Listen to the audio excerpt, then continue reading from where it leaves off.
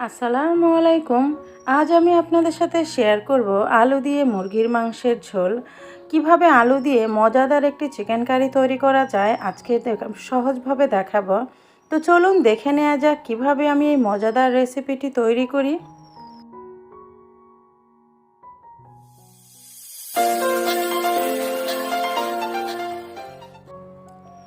একটা হাঁড়ি বসিয়ে দিয়েছি, দিয়ে দিলাম পরিমাণ মতো সয়াবিন তেল, দিয়ে দিচ্ছি এখানে পেঁয়াজ কুচি। পেঁয়াজটাকে একটু হালকা ভেজে নিব।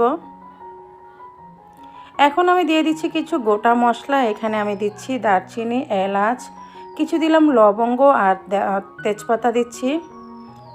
গোটা মশলার সাথে পেঁয়াজটাকে একটু ভালো করে ভেজে নিব। এই সময় আমি এখানে দিয়ে দিচ্ছি রসুন বাটা। আমি আজকে ব্রয়লার চিকেন রান্না করব, সেই জন্য রসুন বাটাটা আমি এখানে বেশি পরিমাণে দিয়েছি। 3 টেবিল চামচ আমি এখানে রসুন বাটা দিয়েছি, আর এখানে আদা বাটা দিয়েছি 2 টেবিল চামচ পরিমাণ। স্বাদ মতো দিয়ে দিচ্ছি লবণ। আমি আজকে ব্রয়লার চিকেনটা রান্না করব 2 কেজি পরিমাণের থেকেও একটু বেশি হবে, সেজন্য আমি সেই পরিমাণ অনুসারে মশলাগুলো দিচ্ছি। আপনারা বাড়িয়ে বা কমিয়ে দিতে পারেন। এখানে আমি দিয়ে দিচ্ছি লাল মরিচের গুঁড়ো, আর ব্রয়লার চিকেনে ঝালটা একটু বেশি দিলে খেতে ভালো লাগে। দিয়ে দিচ্ছি হলুদের গুঁড়ো, ধনিয়ার গুঁড়ো আর জিরা গুঁড়ো। আমি আজকে ঘরে থাকা বেসিক মশলা দিয়েই মজাদার এই চিকেন কারিটা তৈরি করব। এখন মশলাটা ভালো মতো একটু কষিয়ে নিব। মশলাটা যত ভালো কষানো হবে ততটা কিন্তু রান্নাটা ভালো লাগে খেতে। রান্না আমরা কম বেশি সবাই পারি, তাই না? এখন একটু পানি দিয়ে মশলাটাকে আমি আবারও ভালো মতো কষিয়ে নিব। এই সময় আমি দিয়ে দিলাম কিছু আস্ত কাঁচামরিচ ফ্লেভারের জন্য। আবারও ভালো মতো কষিয়ে নিব। যখন আমার মশলাটা কষানো হয়ে যাবে সেই সময় আমি দিয়ে দিলাম চিকেনগুলো। আমি আজকে আলু দিয়ে চিকেন রান্না করব। আলুটা আমি একটু পরে দিব, প্রথমে আমি চিকেনটাকে কষিয়ে নিচ্ছি। অনেকেরই ধারণা ব্রয়লার চিকেনে গন্ধ আসে, খেতে ভালো লাগে না।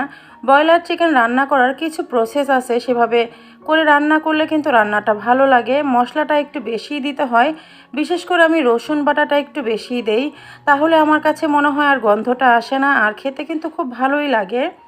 আমি ঢেকে একটু কষিয়ে নিলাম ভালো করে চিকেনটা।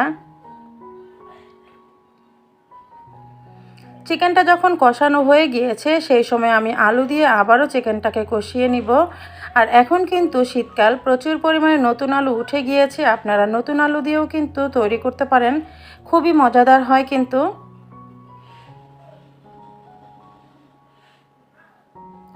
আলু আর চিকেন একসাথে ভালো মতো কষিয়ে নেওয়ার পরে আমি ঝোলের পানি অ্যাড করে দিব। যেহেতু ব্রয়লার মুরগি, এটা রান্না হতে কিন্তু বেশিক্ষণ সময় লাগবে না। ঝোলের পানিটা দিয়ে একটু নেড়ে চেড়ে আমি ঢেকে রান্না করব।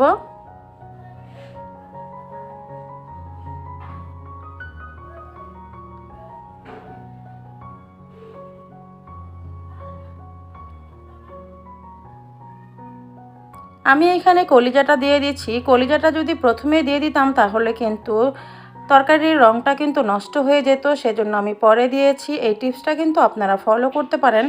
আমি কিন্তু আজকে নতুন রাঁধুনি আপু ভাইয়াদের জন্য রেসিপিটা শেয়ার করছি।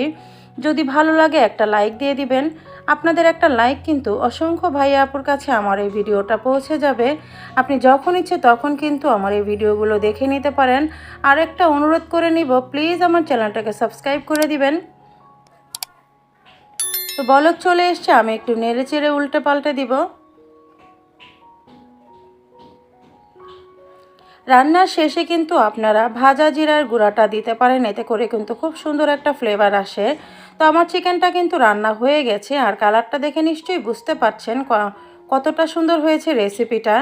আশা করছি আপনাদের সবার কাছে রেসিপিটা ভালো লেগেছে।